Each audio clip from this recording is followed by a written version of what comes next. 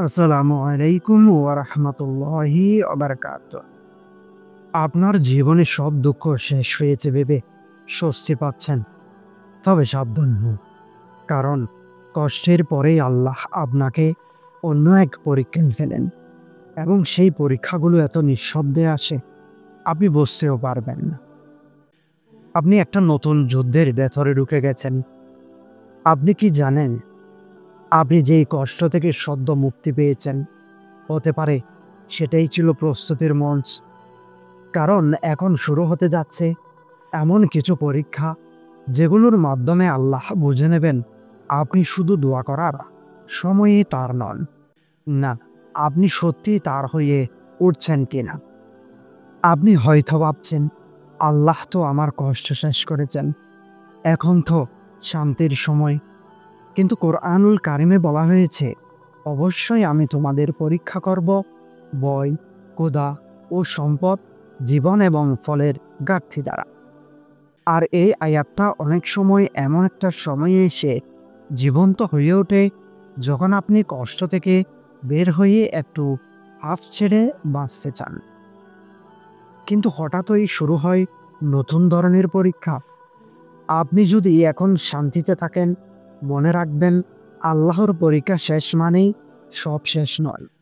কখনো কখনো এর পরে আসে এমন কিছু, যা আপনার ঈমান, ধৈর্য ও নৈতিকতা সবকিছুকে চুরমার করে দিতে পারে। আমরা অনেকেই কষ্ট পেলে বলে ফেলি, এবার শান্তি, ব্যাস, আর কিছু চাই না।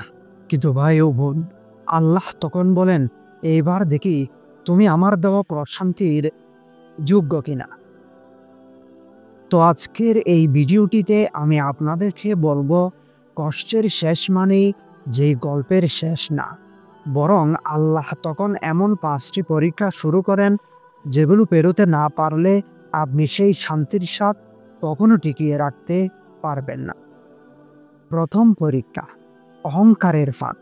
আল্লাহ যখন আপনাকে কষ্ট থেকে মুক্তি দেন, তখন শয়তান এসে ফিসফিস করে, তুমি পারলে, তুমি জিতলে। অনেকেই ভাবে, আমি কষ্ট কাটিয়ে উঠেছি আমার মেধায়, সাহসে, বুদ্ধিতে। অথচ কোরআনে আল্লাহ বলেন, তোমরা যদি কৃতজ্ঞ হও তবে অবশ্যই আমি তোমাদের আরো বেশি দেব, আর যদি অকৃতজ্ঞ হও তবে নিশ্চয়ই আমার শাস্তি কঠিন। অহংকারের ফাঁদ পার হলে যে পরবর্তী পরীক্ষা আসে, সেটি আরো ভয়ঙ্কর। যখন কষ্ট শেষ হয়, তখন মানুষ আরামে পড়ে, ভোরের নামাজ ছুটে যায়, কারণ এখন তো চাপ নেই। আল্লাহ পরীক্ষা করছেন, আপনি কি এখনো আগের মতোই আমাকে ডাকেন, নাকি আমি ছিলাম শুধু কষ্টের বন্ধু। অলসতা আরামের পরীক্ষা সবচেয়ে নীরব ধ্বংস। শান্তি এলে শয়তান ফিস ফিস করে, তুই অনেক ধৈর্য ধরেছিস, তোর মতো সাহসী কেউ না। আস্তে আস্তে আপনি নিজেকে কৃচ্ছিত্ব দিতে শুরু করেন। কিন্তু আল্লাহ চান আপনি বোঝেন এটা তার দয়া, না হলে সেই কষ্ট আপনাকেই গুড়িয়ে দিত। দ্বিতীয় পরীক্ষা, ইবাদতে শিথিলতা। যখন সমস্যা থাকে, তখন তাহাজ্জুদ না পড়ে থাকতেই পারতাম না, আর এখন ফজরেও ওঠা হয় না। শান্তির সময়ে শয়তান সবচেয়ে নীরবে কাজ করে। এই সময়ে মানুষ আল্লাহর স্মরণ থেকে ধীরে ধীরে দূরে সরে যায়। এটা পরীক্ষা, কারণ আপনি শান্তিতে থেকেও আল্লাহকে কতটা স্মরণ করেন, সেটাই মূল্যবান। আপনি যদি এখনো এই পরীক্ষায় টিকে থাকেন, তাহলে সামনে আসবে আরো শুকনো এক ধোঁকা। তৃতীয় পরীক্ষা, পছন্দের জিনিস দিয়ে আসক্ত করা। আল্লাহ আপনাকে যখন শান্তি দেন, তখনই আপনাকে পছন্দের কিছু জিনিস দিয়ে আপনার হৃদয় পরীক্ষা করেন। নতুন চাকরি, বেশি টাকা, ভালো সম্পর্ক, এগুলো মন্দ নয়, কিন্তু এগুলোর ভেতরে ফাঁদ থাকে। এগুলোর প্রতি অতিমাত্রায় ভালোবাসা আপনাকে আস্তে আস্তে আল্লাহ থেকে সরিয়ে নিতে পারে। আল্লাহ তাআলা বলেন, তোমাদের ধন সম্পদ, সন্তান সন্ততি হচ্ছে একটি পরীক্ষা মাত্র। এইবার আসছে এমন এক পরীক্ষা, যা অনেক সময় চোখে পড়ে না, কিন্তু এই পরীক্ষায় ব্যর্থ হলে মানুষ সহজেই ঈমান হারিয়ে ফেলে।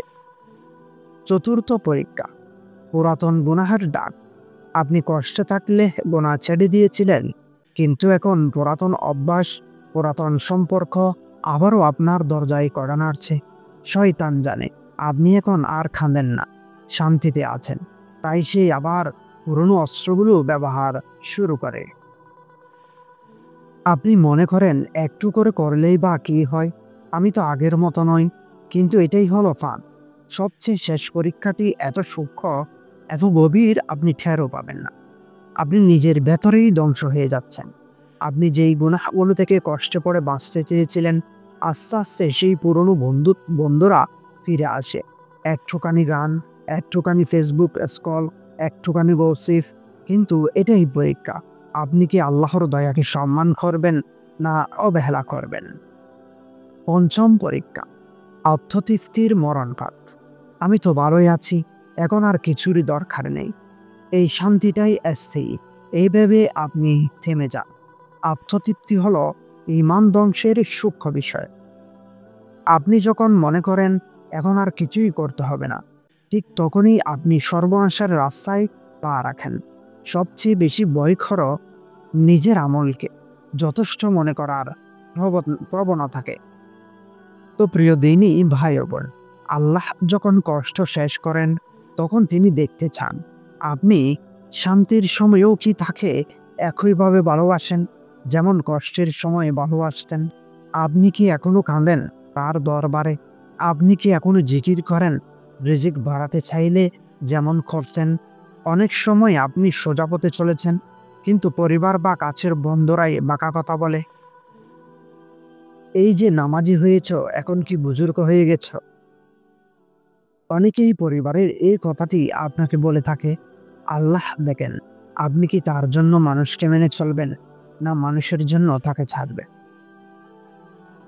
আল্লাহ তাআলা কোরআনুল কারিমে বলেন, যদি তোমাদের বাবা মা, সন্তান, ভাই বোন, স্ত্রী বা সম্পদ তোমাদের বেশি প্রিয় হয় আল্লাহ ও তার রসুল থেকে, তাহলে অপেক্ষা করো। আপনি যদি এই ৫টি পরীক্ষার মাঝে আছেন, তাহলে প্রশ্ন করুন নিজেকে, আপনি কি শান্তির পরীক্ষায় পাস করেছেন? কিন্তু জানেন কি, যদি আপনি এই ৫টি পরীক্ষায় উত্তীর্ণ হন, তাহলে আল্লাহ আপনার জন্য এক অদ্ভুত গোপন উপহার রেখে দেয়, যা কল্পনাও করতে পারবেন না। তো সেই উপহারের ৩টি চিহ্ন নিয়ে আমি পরের ভিডিওটিতে আলোচনা করব ইনশাআল্লাহ। এই চিহ্নগুলো জানলে আপনি বুঝতে পারবেন আল্লাহ এখন আপনার জন্য সেই অলৌকিক পুরস্কার নির্ধারণ করে ফেলেছেন কিনা। তো এই ভিডিওটি যদি আপনার হৃদয়ে আলো জ্বালায়, তাহলে এটি শেয়ার করুন। হয়তো আপনার একটি শেয়ারে কেউ তার পরীক্ষায় জয়ী হবে।